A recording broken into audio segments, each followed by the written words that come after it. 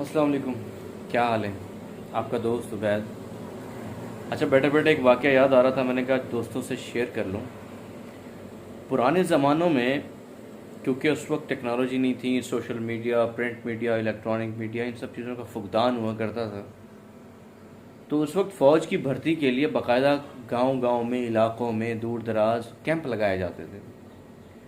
तो एक गांव में इसी तरह कैंप लगा, तो एक दोस्त ने, मेरे जैसे दोस्त से कहा कि गांव में फ़ौज की भर्ती के लिए कैंप लगा है, तो भर्ती के लिए चलते हैं। तो मेरे ही जैसे दोस्त ने बोला कि मुझे बहुत शर्म आती है। उसने कहा क्यों? लोगों को फ़ौज में भर्ती होने से खौफ आता है, डर लगता है, तुम्हें शर्म आती है? तो शर्म वाली कौन सी बात है इसमें? तो उसने बताया कि देखो, फ़ौज में भर्ती होने के बाद दो बातें होंगी, या तो हमें दौड़ लगानी पड़ेगी या तो फिर हमें ट्रेनिंग दी जाएगी। ट्रेनिंग दी जाएगी तो फिर तो ठीक है, लेकिन अगर दौड़ लगानी पड़ेगी तो फिर दो बातें होंगी। उसके बाद या तो हमें यूनिट भेज दिया जाएगा या तो फिर हमें बॉर्डर पे भेज दिया जाएगा।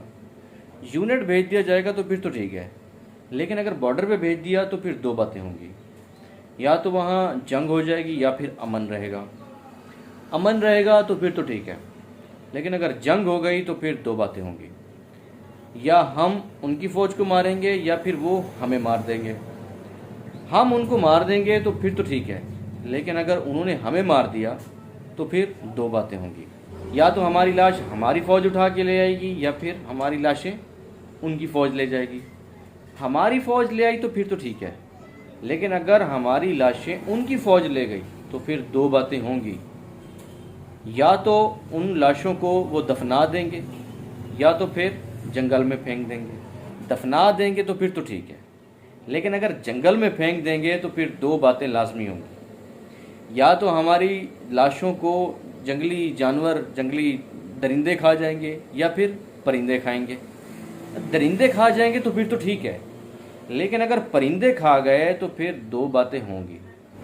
बची हुई हड्डियाँ या तो ज़मीन में दफन हो जाएंगी, ख़त्म हो जाएंगी, या तो फिर साबुन बनाने वाली फैक्ट्री वाले जो है ना, वो हमारी हड्डियाँ उठा के ले जाएंगे। देखो, अगर दफन हो गई, ज़मीन में पड़ी रह गई, दब गई तो फिर तो ठीक है, लेकिन अगर साबुन वाले ले गए तो फिर दो बातें होंगी। या तो उससे वो लोग कपड़े वाला साबुन बनाएंगे या फिर नहाने वाला साबुन बनाएंगे। कपड़े वाला साबुन बनाएंगे तो फिर तो ठीक है, नहाने वाला साबुन बनाएंगे तो फिर दो बातें होंगी। उससे या तो फिर नहाएंगे मर्द या फिर नहाएंगी लड़कियां। पर मर्द नहाएंगे तो फिर तो ठीक है, अगर लड़कियां नहाएंगी ना तो मुझे बड़ी शर्म आती है, मैंने फ़ौज में नहीं जाना, सीधी सी बात है।